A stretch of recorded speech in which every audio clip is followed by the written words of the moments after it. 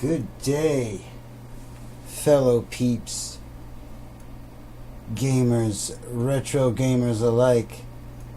I want to talk a little bit about plug and plays and plug and play technology, such as it is. Right here is a OG, I guess, SpongeBob plug and play. It was gotten from my son, which is now almost 18, when he was a little one. And when these things first came out, I looked at them more as like a novelty. Thought, wow, pretty neat.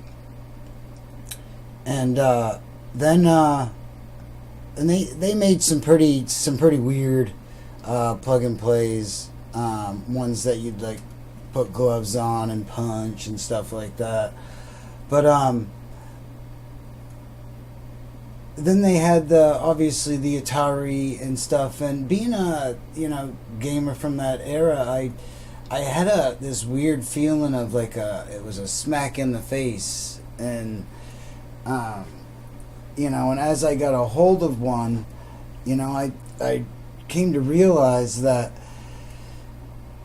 these things that are basically piling up a bunch of ROMs, it's as close as you're gonna get to having something tangible, for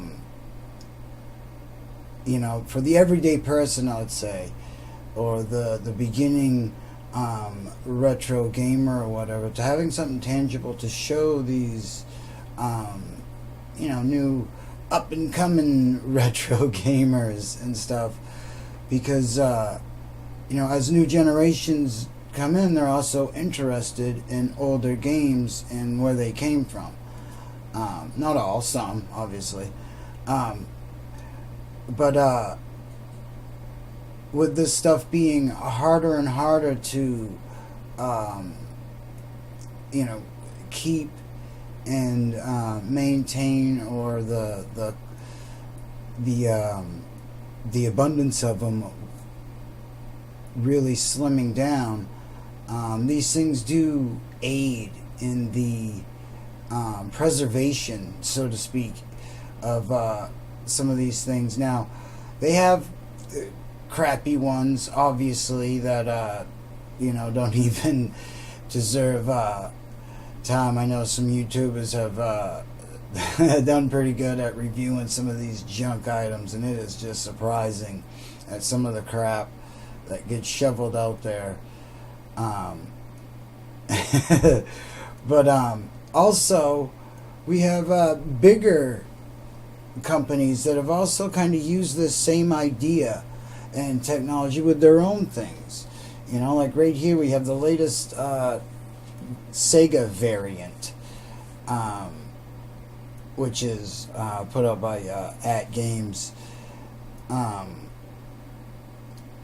It's got kind of the greatest hits of Sega piled in it. It's got a really cool selection. Of course, there's always going to be, they didn't put, blah, blah, blah, or whatever. But it's got a pretty good selection of games. I know there's quite a few reviews about this one on YouTube, so we don't have to get too much into all that. Although I do think it's cool that they kept the ability to put cartridges and stuff like that, and also being this cordless, you can get the controllers, the original controllers, and not USB, which is very cool, that they have done like a mix like that.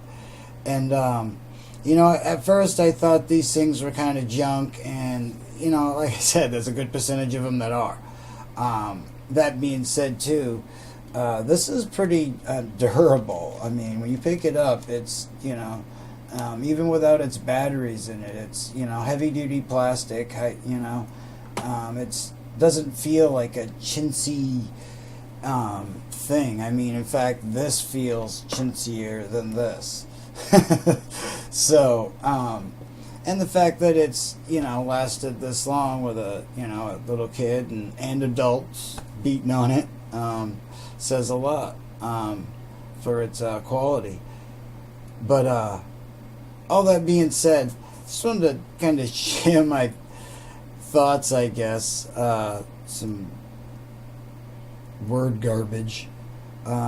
Just about the whole plug and play thing, and the fact that we've also hit this kind of weird paradox where the things that came out to emulate retro tech in a way are now becoming retro tech, and it's an exciting time to be alive. No, it's just quite an odd little paradox that we're in. That some of these plug and plays that have, like I said, that we're emulating stuff from yesterday are now things from yesterday. All that being said, just my thoughts. Like to know what people think about the whole plug and play thing, and what's your favorite little guilty pleasure plug and play item. Being said, have a good day. Game on.